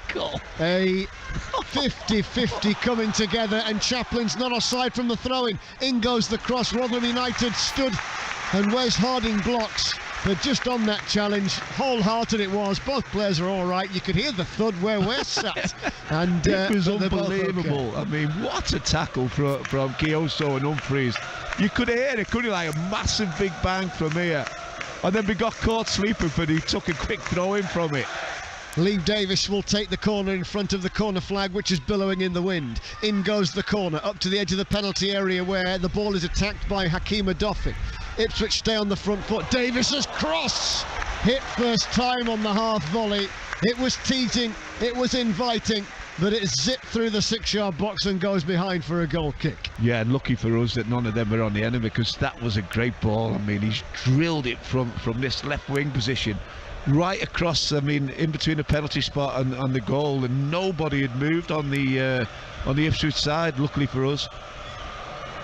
So Taylor and his coaching staff deep in conversation, plotting changes down on the edge of the technical area.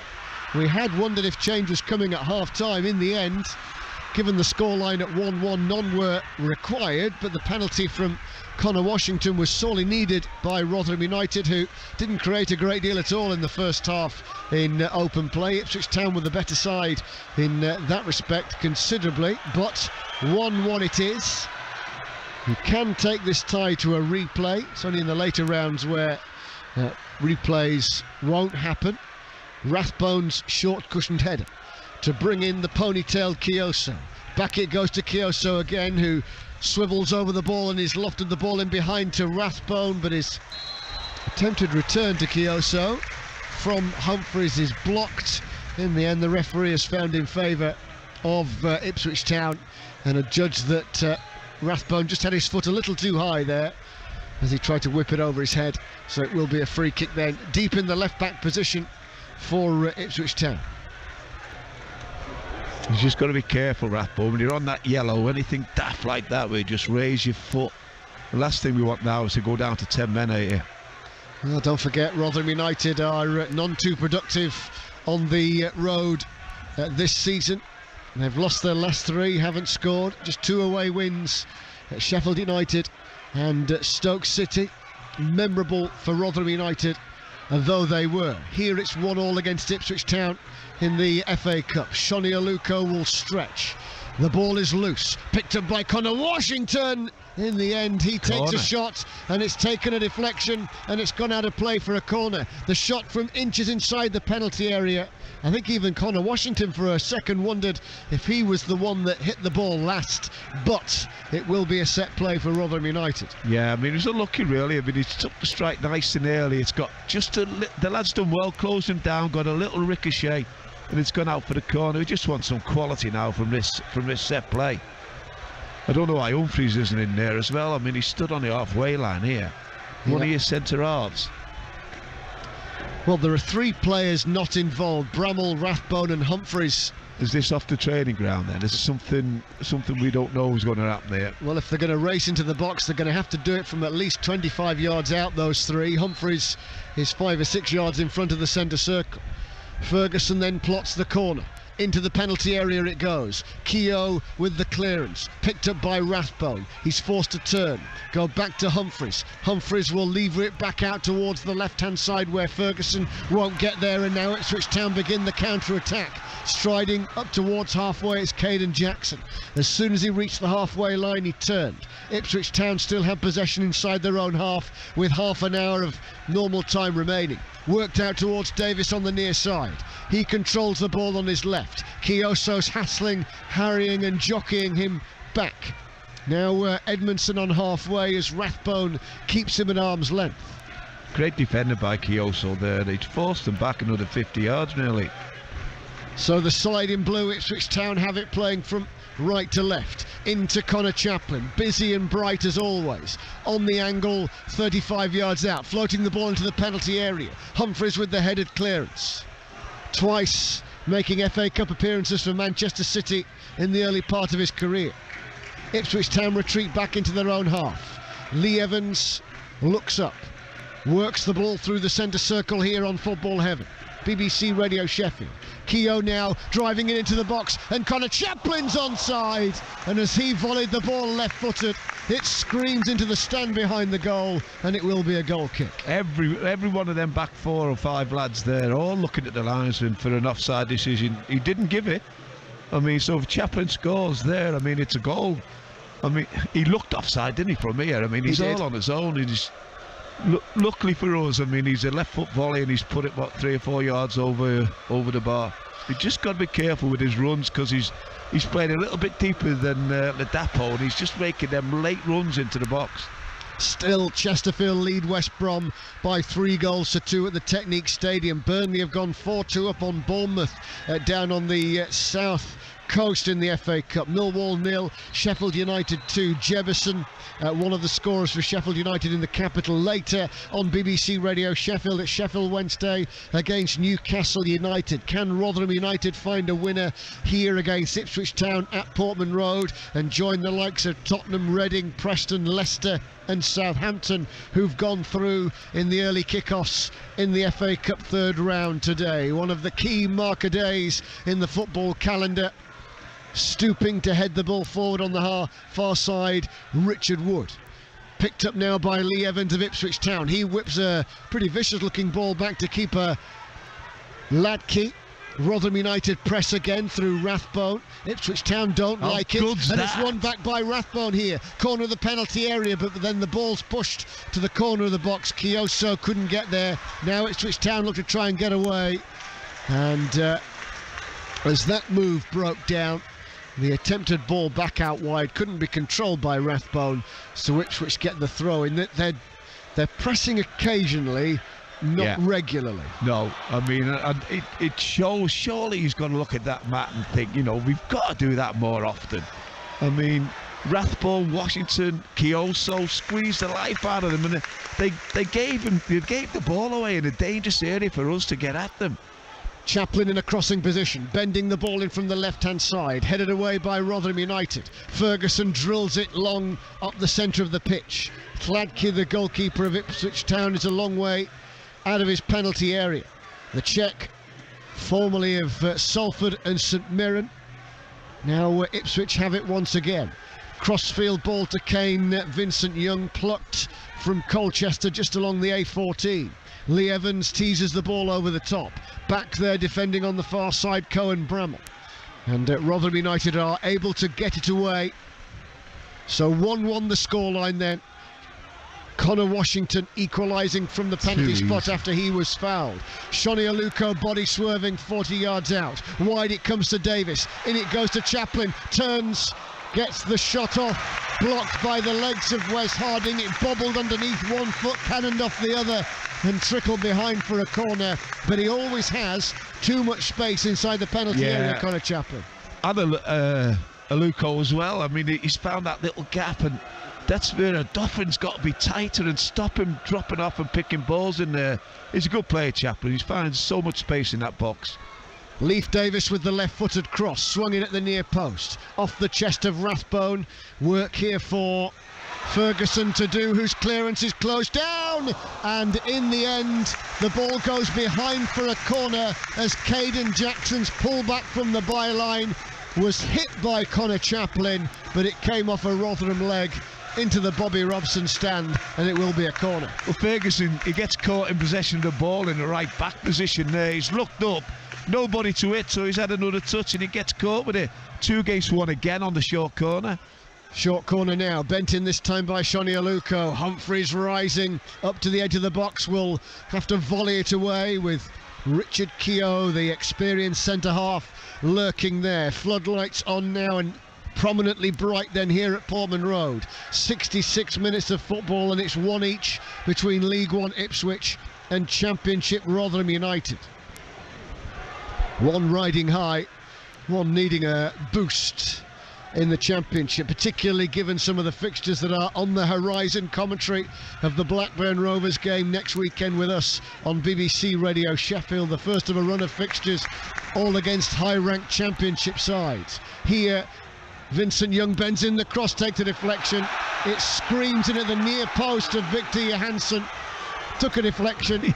No way was that a back pass, but you can admire the optimism. He makes the catch, and danger averted, Ronnie Moore. Yeah, I mean, I don't know. Are they screaming about the back pass? Are they screaming it went out of play? There's no way in this world that it went out of play. And how can they see from where they are behind there anyway? Oh, they can see. Yeah, they can see. They were all right, weren't they? Football heaven on BBC Radio Sheffield. And the ball goes out of play. You're just wondering, or I'm just wondering, when Matt Taylor might shuffle his pack, as Ipswich are about to do the same.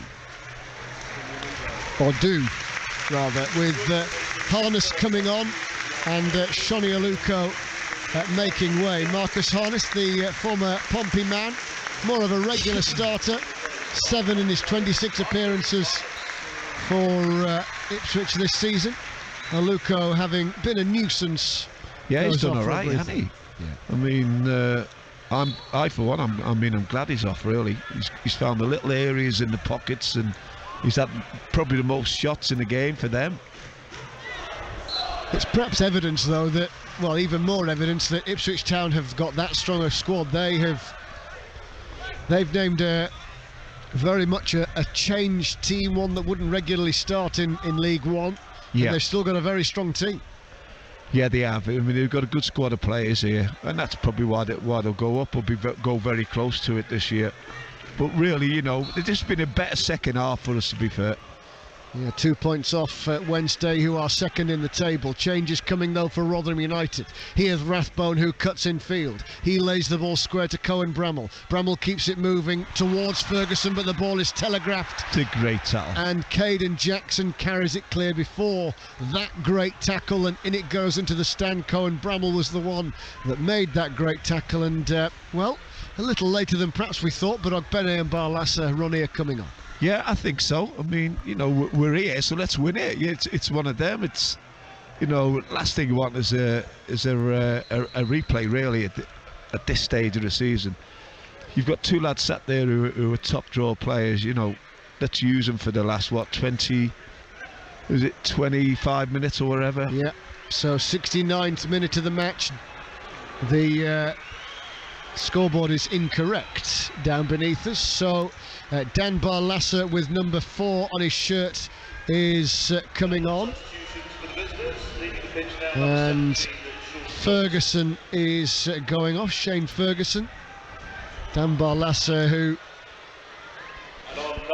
made a couple of FA Cup appearances for Newcastle United, and Peter Kioso is coming off, and Shea Ogbene is on, having missed recent matches through injury.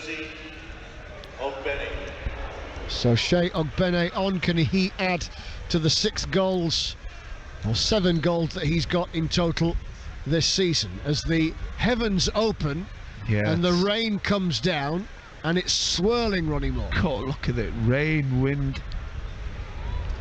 Well, it might suit us. It may, yeah. So that the pitch is looking increasingly cut up.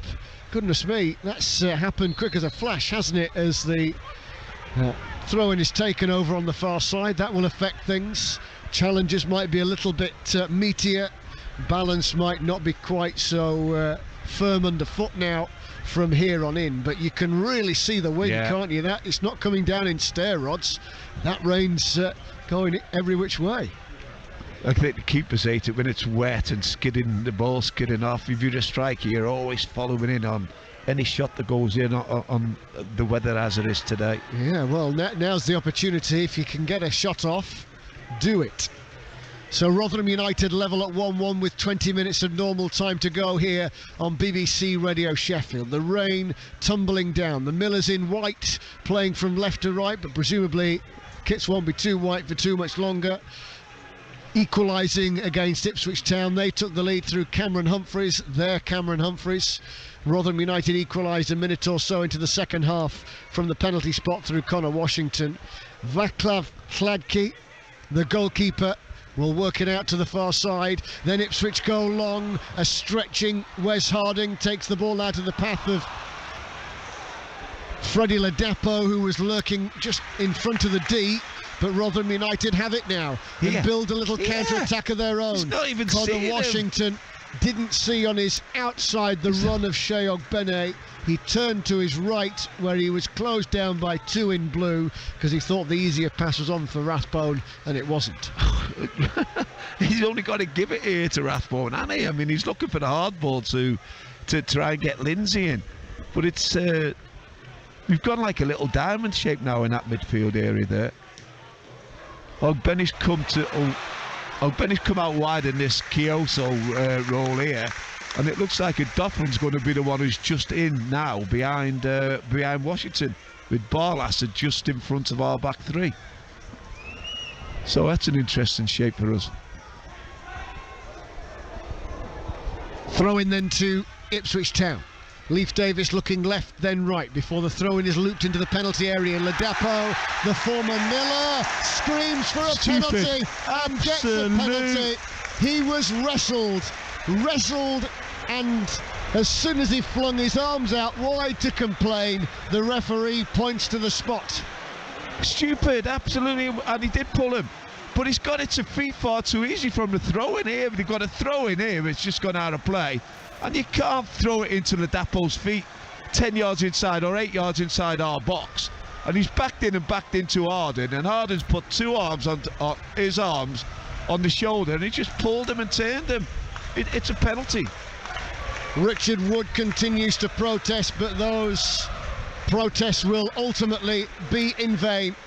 Rotherham United, handed the chance to equalise from the penalty spot, have gifted Ipswich Town the chance to retake the lead from 12 yards, and it's the former Barnsley man Connor Chaplin in his fluorescent yellow boots who will prepare to take it. Victor Johansson with his new contract between the sticks. Time for some FA Cup heroics from him.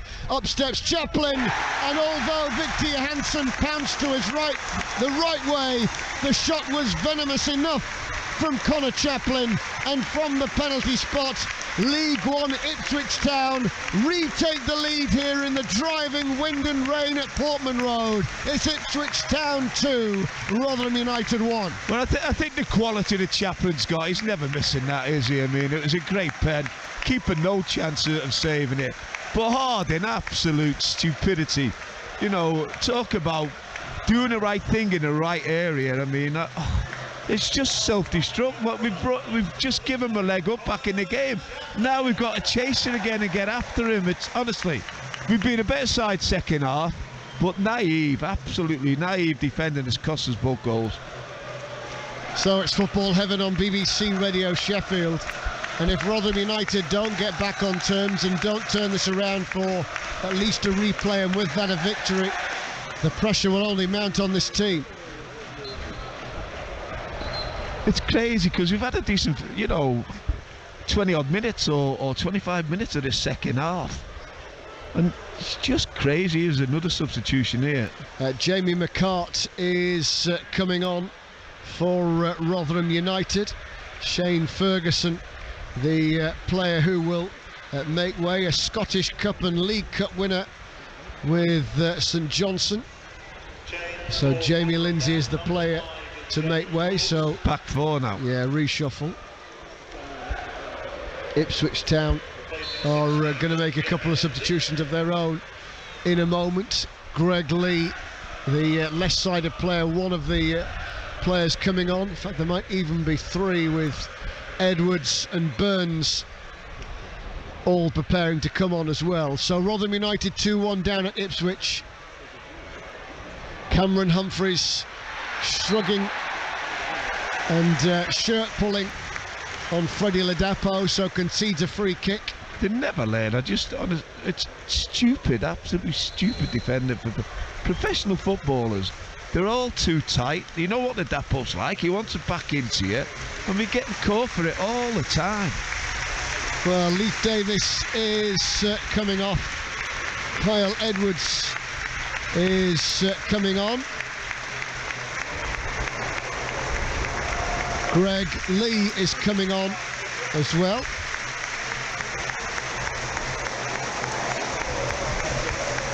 The Mancunian defender, I think Rotherham United tried to sign him at one point when he was playing in Holland for Breda. So Lee is on as well, and Wes Burns is on too for Caden Jackson for the remainder of the game.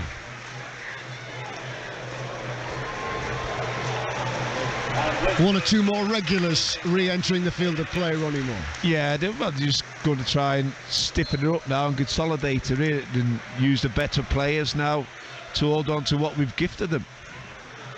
So it's football heaven on BBC Radio Sheffield, and it does appear as if it will be gifted. Still, the inclement weather will put a dampener on proceedings. Burns is in space down the right-hand side. He keeps the ball in by the corner flag, beats his marker at the dead ball line, gets it back, pulled to the edge of the penalty area. Evans shoots. Well, was it a shot or was it a cross? In the end, it ended up being neither. It floated over the head of the two at the back post. He's waltzed round Bramwell again, though, hasn't it? I mean, how easy was that? Just one ball over his head, takes him on. Honestly, basic defending that you tell 8 and 10-year-old kids. Don't stand off him, get tight enough, touching distance away from him. We look so vulnerable every time they come at us now. Keogh rising above Adoffin. The ball is pushed forward there by Edwards. Ladapo rounds the goalkeeper and fires in. Wouldn't you just know it? To rub salt into the Rotherham United wounds. Freddie Ladapo, the former Rotherham United player, latches onto yet more calamitous defending. 30 yards out, rounds Victor Johansson, fires the ball in, and ultimately kills off any chance Rotherham United have of getting past Ipswich Town at the third round stage of the FA Cup. It's all gone wrong, and it's all gone wrong very quickly in the second half at Portman Road. It's Ipswich Town 3, Rotherham United 1. It's another sloppy ball, one long ball over the top, and keeper's come out, really, I mean, probably first mistake he's made for a long time, really. I think, Freddie Ladapo probably wanted the keeper come. If he stays where he is, Ladapo's got to think about where he's going to go and what he's going to do. But because it was instinctively, the keeper's come out. He's made it easy for him. And he's waltzed just round the right-hand side and slotted the ball into the empty net. Game, set and match. Well, it's a long way back from here, and it's a long way back figuratively and literally for Rotherham United, unless I suspect there'll be 200 hardy Rotherham United fans just looking forward to the coach trip home. It's unbelievable when you think about, you know, how much we were in this game, you know, and some just awful and decision making, especially, you know, the decision Harden made has actually cost us the game. You look at the Bramall mistake as well. And then keep coming out 3 mistakes. And I know the goals come from mistakes, but that is basic defending where we've been caught out. It is true, that theory that all goals come from mistakes, but some are slightly more glaring than others, aren't they? Yeah. And we're really good at making them. Yeah. Sadly so. So Rotherham United 3-1 down at Ipswich. Freddie Ladapo, a central figure, having been dragged down for the penalty by Harding. He then rounded the keeper all of his own free will to hand Ipswich Town a 3-1 lead. Cameron Humphreys of Rotherham United heads away from the edge of the penalty area. Play him. Here's Connor Washington. Rotherham United, you feel, would have to score sharpish if there's any life left in this tie. Out on the far side to Cohen Bramall. Twists at the dead ball line, but he won't get there. And it goes out of play. Washington again, too long. He's got his head down. He needs to get his head up. I mean, Ogbenny's in a great position. If he gets his head up, quick ball into him, and he's inside the box running at people. But we waited and waited, and in the end, it was a bad ball by Ogbenny. I mean, he's given Bramall no chance of whipping the ball in. So 10 minutes to go under the floodlights at Portman Road, in the wind and the rain, and it's the Ipswich Town fans who are bouncing up and down in the Sir Bobby Robson stand. Rotherham United, who got back on terms via the penalty spot, have collapsed as they have possession of the football. It's pushed by Jamie McCart, who had nothing on. As soon as he controlled the ball, there were 2 blue shirts bearing down on him. Now Harding, as the ball cannons off his chest. Lee wins it back for Ipswich. Humphreys is just forced to backtrack down the touchline, but now Edmondson will pick out Hladky in the Ipswich Town goal. Not tested nearly enough. No, when you consider, you know, he's a second choice keeper. We just haven't. We should be peppering their goal here. But I don't think you can blame the manager for the results of this time. It's players making stupid decisions in the wrong areas.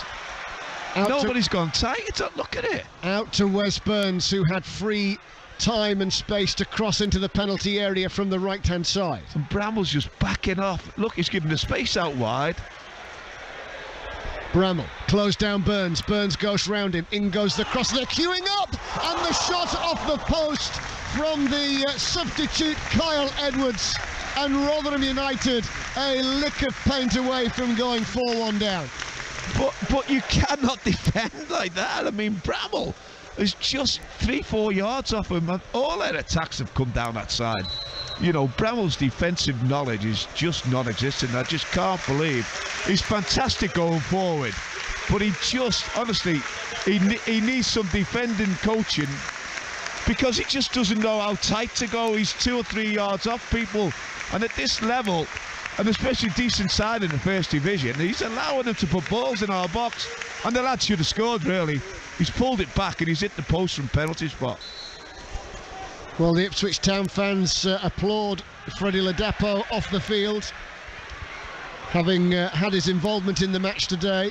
The substitute Ghassan Ahadmi, the Moroccan, a tall, lithe centre forward, takes his place up front, gets the first touch of the ball. And now, rather than trying to go for the win, as Rotherham United were at 1-1, it's now damage limitation and frustration as Cameron Humphreys of Ipswich poleaxed on the near side, and Ipswich have a free kick. Total lack of discipline defensively, honestly. You just... I mean, I don't know how he doesn't get a yellow card there, but... Lee Evans just rolls his studs. So we're 3-1 down. We bring everybody back for the free kick.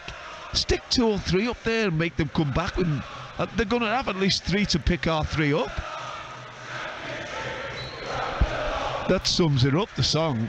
Championship, you're having a laugh. In comes Lee Evans, free kick. It will pinball here into the feet offside. Of the substitute Marcus Harness. Yeah, that's what the Ipswich Town fans were chanting towards Rotherham United. Well, if things continue in the vein that they are doing, the two sides may well be exchanging places in 5 months' time. Yeah, and you look at, like I say, and, you know, for 25 minutes of that second half, I mean, there's only one side going to win it once we got the goal and got in it. And it certainly wasn't Ipswich then. But and then it's just sloppy defending. Richard Wood turns, plays it back to goalkeeper Victor Johansson. The ball is clipped down the middle of the pitch. Rotherham United caught offside. Possibly Ogbene, maybe Washington, either way, offside. On Football Heaven on BBC Radio Sheffield. Praise or grumble will follow all of the 3 o'clock ties, which, well, at the minute sees Rotherham United heading out rather meekly and cheaply. Sheffield United heading through at Millwall by 2-0, about a minute left in that one. Chesterfield with 6 minutes of normal time to go, it's about as long as there is here, leading 3-2 in that one. Wednesday, Newcastle after all of that. Derby against Barnsley tomorrow, and a fizzing crossing from the far side from Burns. Wes Harding dangled a trailing leg out to try and make contact with the ball. Where's it come from again, that cross? Yeah, the left-hand side. Unbelievable how many times he got round there. So Ipswich, as the dark clouds set in, forward into the feet of Harness, back up to the edge of the penalty area, and the ball, the referee has pointed to the spot as Kane Vincent-Young had his leg swiped just inside the penalty area. The referee couldn't not point to the spot, and Rotherham United look as though they're going to go 4-1 down. It is harsh, but he's give the referee the opportunity to make the decision, and he might have just nicked his foot, but he's gone down. I mean, and they do. I mean, he's gone down, and he's given the pen. But awful defending down our left-hand side, but this time it wasn't Bramall's fault. So Wes Burns then, with Victor Johansson bouncing on the goal line, stands with his hands on his hips in this FA Cup third round tie. Burns steps up, the ball is blasted down the centre of the goal, and Rotherham United go 4-1 down, and it's a hammering by League One Ipswich Town. Rotherham United have been cut to shreds over the course of 10 or 15 disastrous second half minutes, and Rotherham United will be heading back to South Yorkshire very meekly indeed. Ipswich Town 4, Rotherham United 1. Yeah, I mean, you know, he's give the referee the opportunity, and to give the pen. I mean, it was harsh, but he's gone down, he's give it. But from being not totally in control, but really started really brightly for 25 minutes of that second half. You know, we've given away 2 penalties in that time. You look back on the goals, and you know, it's a charity at the moment that with the goals that we're giving away. You can't legislate for it. I mean, like I said before, you can't blame the manager for the way. You can blame him for the way they set up, and you know, not squeezing, not doing that at times, but. You know, he hasn't told Harden to pull him back. He hasn't told Odoffin to stick his foot in and bring him down. It's been awful decision making by championship players. Barlassa with a free kick for Rotherham United. Into the box it goes, and despite best efforts from Connor Washington and Richard Wood, it will be a free kick ultimately for a foul on the goalkeeper. Fans may and he's booked Woods for that. Fans may well wonder, though, if it's not on the manager for the mistakes. If Cohen Bramall is being beaten as easily as he is, why not change that? Yeah, the problem is, I mean, you know, at this moment on that left-hand side, I mean, who's he going to stick out in that area? I mean, he's a bit like the lad at Liverpool, Alexander-Arnold, with going forward, fantastic, but he hasn't got the same passing skills as him. But defensively, the errors he makes defensively are he just gets caught out. He tries to use his pace, and he's not tight enough to close people down. I mean, there's another ball, look, just over his head. He's got himself in a wrong position. He's knocked it out for the corner. No, it stayed in. It stayed in because it's cannoned off the corner flag. Wes Burns shields the ball from Cohen Bramall with the ball in the corner quadrant, and now it's gone down and behind, and it will be a corner. Yeah, you know, it's annoying. It is annoying. That's the easy part of the game, to make him a better defender. It's only moving under a yard and a half, 2 yards tighter to the player. I mean, you know, he's got to come back in afternoons and get coached and learn that part of the game. Because if he doesn't, he's going to get found out. In comes the Ipswich corner to the penalty area. Burns with the header and a stretching Kyle Edwards made contact with the ball, centre of the goal, 6 yards out, and somehow it's deflected wide. Golden opportunity, wasn't it? He just couldn't get there, just couldn't get his foot on it. But easy in swinging corner, little glancing header. I think most of these lads now want the whistle. Well, we'll find out in 20 or 30 seconds how much added time there will be. So as things stand, Rotherham United are crashing out. Chesterfield are inching towards a famous FA Cup victory. Sheffield United on for an FA Cup victory at Millwall, and Sheffield Wednesday against Newcastle later from 6 o'clock. We're taking your calls. We'll bring you reaction from the day's 3 o'clock games. Chesterfield still leading by 3 goals to 2. In added time, we will have 3 minutes added time here. Brighton are thumping Middlesbrough 5-1. Millwall 0. Sheffield United 2 is how it's finished on our FM frequencies. The Blades will join Tottenham, Reading, Preston, Leicester, Southampton and Manchester United in the hat for the next round. And Ipswich. Here's Humphreys. The ball fed forward by McCart, but he's clubbed it left-footed. And the Rotherham United fans who aren't on the coach, as one might imagine, are making their way to the exits. Yeah, they'll be disappointed. I mean, you know, we just give ourselves a little bit of hope with that bright start to the second half, and we had enough of the ball as well, without creating chance after chance. But now we're caught on the edge of our own box. Blackpool have thumped Nottingham Forest 4-1, so they make it through to the 4th round of the FA Cup. Football Heaven on BBC Radio Sheffield. In awful weather conditions, it's another day of sad reflection for Rotherham United. They are nose diving at the moment. 2v1 again on the corner. In goes the cross from Evans, cleared away. Here's the substitute, Ahadmi. Shuffling of the feet there by Edwards into the defender Lee. Now Evans down the touchline. Ipswich Town leading Rotherham United by 4 goals to 1. 2 second half penalties, just though they were, and some sloppy defending has allowed Ipswich to re-establish advantage from 1-1 provided by Connor Washington in the early stages of the second half. Very early stages. Victor Johansson boots the ball up the near side of the pitch. Rathbone levers it over his head.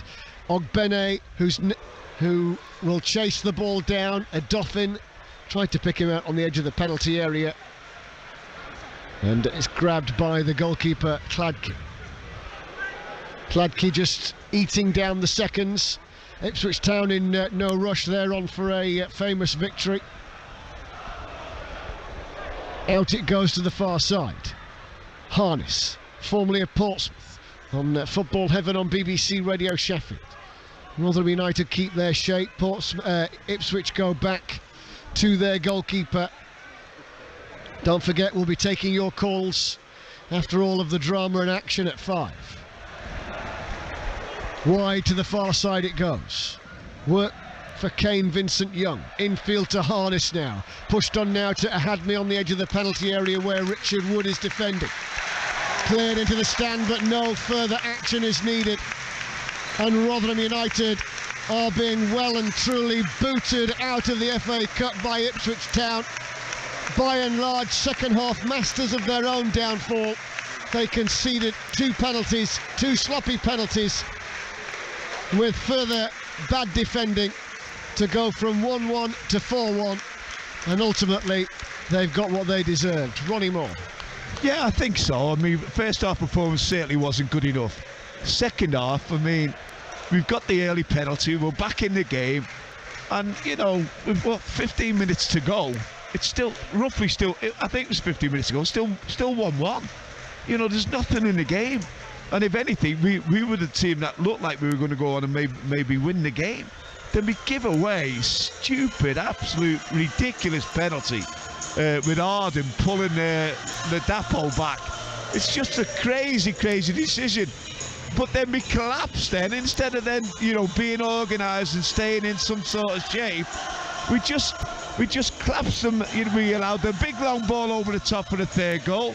The Dapo round the keeper. The only bad decision the keeper's made for an awful long time. Probably should have stayed. Let the Dapo think about what he's going to do, and he probably misses it. But it just made his mind up.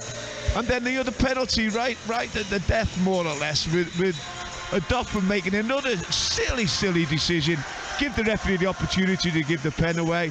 So in the end, it looks like we've been absolutely battered here. First half wasn't good enough, but second half for 25, 30 minutes, or 30 minutes, we looked a little bit better than we have done for a while. But, you know, when you're 1-1 and back in the game, we've got to be the side that's attacking. You can't allow them back into the game the way we did. So look, where do they go from here? This is clearly a side that is low on confidence right now. They're either not turning up as they didn't at Millwall, or they are making horrendous mistakes. Yeah, I mean, as a manager, though, it's down to the manager now to sort it all out. And not easy, but you have to come up with some sort of plan to get the best out of what you've got at this present time. If you've got injuries, everybody gets the injuries. But when we did the high press at times and stopped them and forced them down one side, we were brilliant at it. We've caused them no end of problem from doing that. Maybe that's something that we need to learn. And you're playing against a League One team. Why are you going to allow them to play out? You need to squeeze and push. And the number of times we won possession when we did that, that's got to come back for me. Without that, you know, we're playing a League One team. Why are we worried about that? But like I say, for half an hour, but the game's 90 minutes, you know, I feel a little bit sorry for Matt in the way that his players let him down on their decision making. They've got to do better for professional footballers, for championship players, to give away the goals that we give away. It was embarrassing, really. Ronnie, as ever, thank you very much indeed for your comments. Expert summariser Ronnie Moore with us then on BBC Radio Sheffield on a disappointing FA Cup day for Rotherham United, who've been beaten 4-1 by Ipswich Town.